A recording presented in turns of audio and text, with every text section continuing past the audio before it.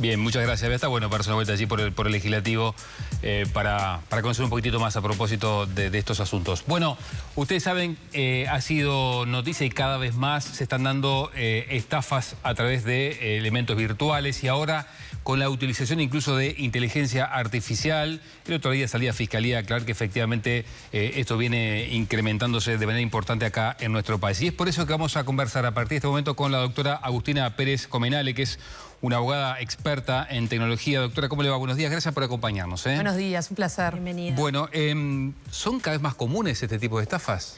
Son cada vez más comunes y en realidad lo que nos llama la atención, porque vieron que las estafas, o sea, la narrativa, los cuentos, es un poco lo que ya veníamos escuchando, pero ¿qué pasa? Antes la tecnología no tenía un rol protagónico como el que tiene hoy. ¿Y a qué me refiero con esto? Porque hoy vemos mucho mensaje, vemos mucha interacción, por ejemplo, me refiero a plataformas de mensajería inmediata, como tenemos WhatsApp, entre otras, me refiero a redes sociales y me refiero, por ejemplo, a la utilización de correos electrónicos, de videollamadas, donde sabemos en realidad se induce un error en la persona que lo recibe de pensar de que se está comunicando con una persona y resulta ser otra. Generalmente en ese tipo de conversaciones, en algún punto se hace la solicitud de una suma de dinero, que es uno de los grandes temas que tenemos que tomar para empezar a sospechar en realidad la interacción que estamos teniendo. Y a partir de ahí nos llama mucho la atención, o al menos a las personas que dan testimonios, que son víctimas de este tipo de operativas, lo que les llama la atención es eso, dicen, yo estaba hablando, por ejemplo, con mi hermano, con mi primo, con mi tío, o yo lo vi. Y cómo esa percepción, ¿no? Puede llegar, en realidad, a generar ese efecto de confianza o de decir, bueno, yo voy efectivamente a dar esto que me están pidiendo. Ahora, hay tips, imagino, doctora, que son fundamentales para poder... Creo que en alguna entrevista, claro, usted decía, bueno, automáticamente el chip de el dudar, del qué raro esto que está pasando. ¿Qué se puede hacer ante una situación así que uno se debe poner inevitablemente muy nervioso si escucha a un hijo, una hermana, un padre, una madre en una situación así? Bueno, ¿cuál es la recomendación a seguir? Primero es intentar comunicarnos con esa persona. O sea, imaginemos que estamos en un escenario que las dos personas están de manera remota, ¿no? Me refiero a, por ejemplo, recibir un mensaje. En ese caso siempre, por ejemplo, intentar comunicarnos por teléfono. Y puede ser, por ejemplo, al teléfono del domicilio, puede ser al celular de otra persona que sabemos que puede estar conjuntamente con ella y verificar si efectivamente nos está enviando estos mensajes que estamos recibiendo. Y yo ahí además uno de los temas que quiero subrayar, porque muchas veces nos llama la atención en realidad esta primera interacción de decir yo recibí un mensaje con la voz, por ejemplo, de un familiar mío. Y en realidad previo a eso ya hubo una especie de intromisión digital. ¿A qué me refiero? La mayoría de estas operativas o de estas estafas, en realidad, porque entrarían dentro del delito de estafa del 347 del Código Penal, en cierta medida empiezan cuando nos piden un código de verificación por mensaje. ¿Esto qué pasa? Nosotros, por ejemplo, voy a ir al caso de WhatsApp. Nosotros cuando tenemos WhatsApp vieron que lo podemos descargar en nuestro dispositivo, o sea, nuestro celular, o lo podemos descargar también, por ejemplo, en la computadora y nos permite en realidad poder estar en más de un dispositivo. Generalmente cuando nosotros vamos a hacer eso tenemos distintas formas de hacerlo. Uno es escaneando un QR para permitir o autorizar ese uso, u otro es a través de un código que nos envían por mensaje de texto. Generalmente cuando van a robarnos nuestra cuenta de WhatsApp, lo que sucede es que ellos van a intentar ingresar ya sea por otra computadora o por un celular y van a aparecer estos códigos, pero nos los van a pedir de otra manera. Entonces ahí me animaría a decir, por ejemplo, va a llegar un mensaje y va a decir, envié un código por error, pueden reenviármelo. O puede ser una persona que tenga cercanía y tenemos que también tener cuidado donde tenemos nuestros celulares. Generalmente ese es un paso previo al robo de cuentas de WhatsApp. Para que se hagan una idea, hace poco, por ejemplo, salió un estudio en México y capaz que después sabemos los números también en Uruguay, pero en lo que fue enero y febrero del 2024 subió un 650% la cantidad de robos de cuentas de WhatsApp. Solamente en 2 meses de lo que fue del año. Entonces eso nos demuestra de que es una práctica bastante común. ¿Y qué pasa? Cuando ellos ingresan ahí, primero ven cómo nosotros tenemos agendado, por ejemplo, ya sea mamá, papá, tío, hermano, o situaciones similares, ven si tienen diminutivos, eso significa que hay confianza con las personas que se puede llegar a intercambiar. ¿Y qué hacen? A esa persona la llaman y cuando la llaman quedan en silencio. Generalmente cuando quedan en silencio, con 3 segundos de conversación, ellos ya pueden clonar la voz nuestra. O sea, lo primero entonces para no dejarlo pasar es, si no estamos intentando acceder a un dispositivo con nuestro celular a WhatsApp no mandar el código de verificación nunca por ningún motivo. Nunca por ningún motivo. Ya sea cualquier mensaje Ni que mi nos madre, llegue, ni mi padre, ni mis hijos, ni nadie. a nadie. Y eso es importante. Primero, preguntar, lo que yo decía del tema del pensamiento crítico, ¿no? Ese espíritu crítico de hacernos preguntas. El preguntar no le hace mal a nadie, el tener dudas no le hace mal a nadie. Pero además, el tema de que, por ejemplo, nos puede llegar con ese motivo, nos puede llegar con un envío del correo, nos puede llegar por cualquier otro motivo que nos pidan un código de verificación. Y en esos casos, no entregarlo. ¿Por qué? Porque la mayoría de estas plataformas digitales no se comunican por SMS. Y van a ver que en la mayoría de los términos y condiciones que tienen siempre aclaran de que no hacen ese tipo de comunicaciones y que generalmente son por canales oficiales. ¿Qué significa? Puede llegar a ser por correo electrónico o puede ser directamente sobre la app, lo que nosotros llamamos un in-push app, que cae un mensaje y nos pide esa información. Bien. Pero nunca va a ser por SMS. La cuestión es que si logran hacerse de nuestro WhatsApp, buscan a un contacto familiar y te llaman y no hablan. Y vos decís hola, hola, hola y ahí ya te clonan la voz. Claro, exacto. Vos decís, hola, ¿quién es? Sea con que sean 3 segundos, esos ya utilizan esos datos para...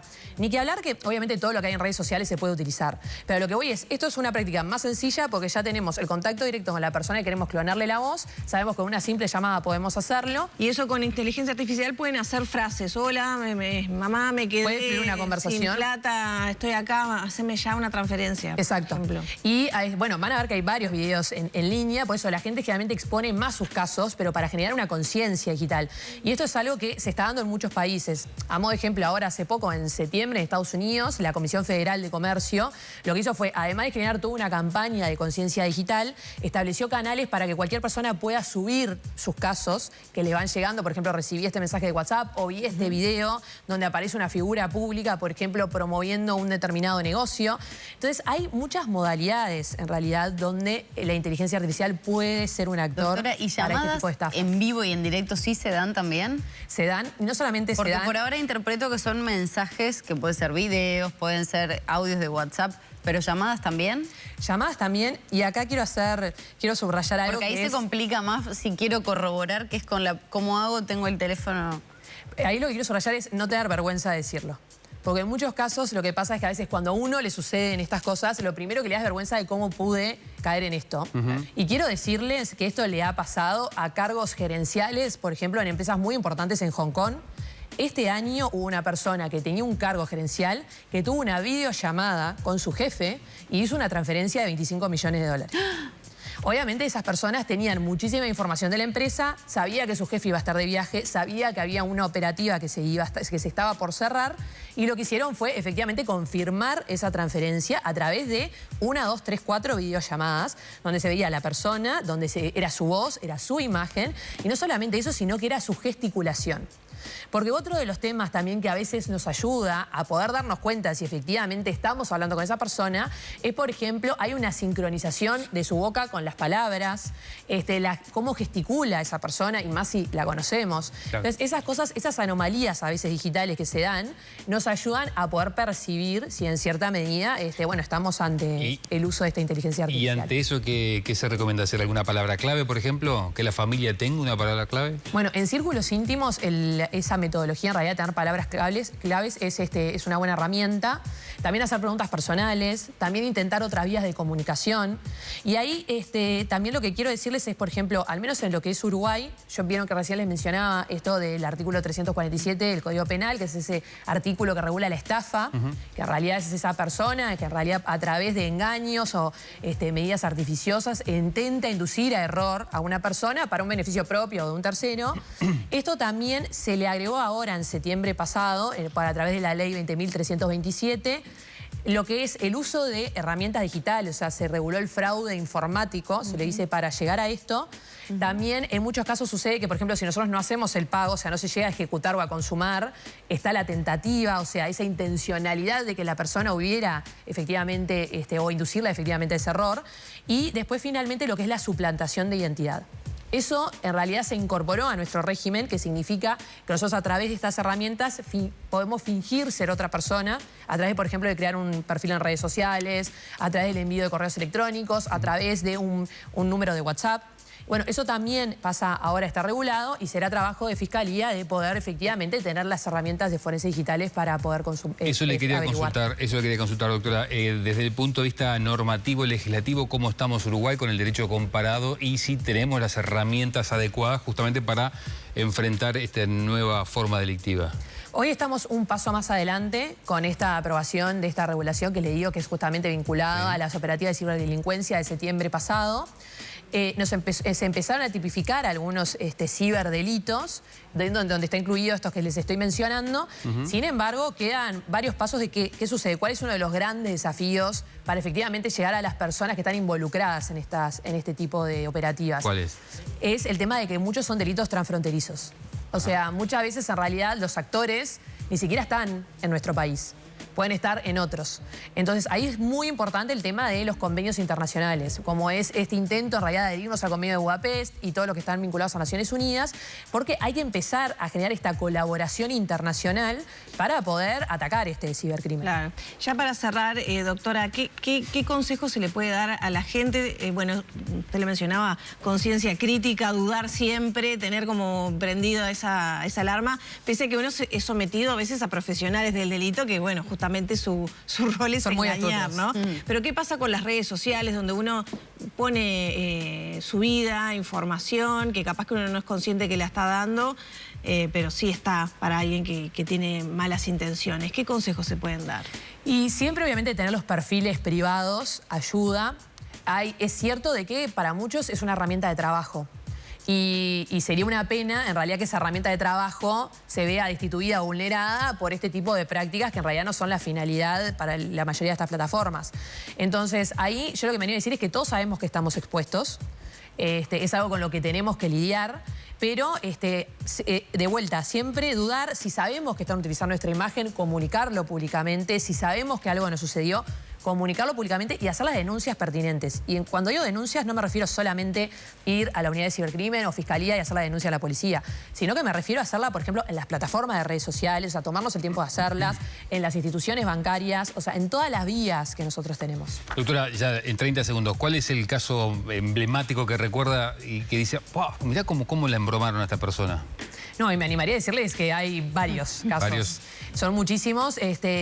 Generalmente llama la atención, por ejemplo, que les comentaba del exterior, pero por la suma. Claro. Sí. No, pero digo que en Uruguay, digo. Pero en Uruguay, en realidad, llama la atención cuando utilizan, por suerte, de vuelta, el espíritu crítico está latente. Entonces, utilizan han visto figuras públicas para... y la gente efectivamente consume ese producto y hace las transferencias y a veces hasta no está vinculado, o sea, como una persona, por ejemplo, con un margen político va a estar recomendando ganancias. Inversiones, por ejemplo. Claro, inversiones que además vemos los márgenes y son demasiado buenos para ser reales. Entonces es eso, a veces lo que parece muy bueno seguramente no es real y bueno, hacer preguntas, dudar, creo que es parte de esta nueva era digital. Doctora, muchas gracias por acompañarnos. No, muchas gracias a ustedes.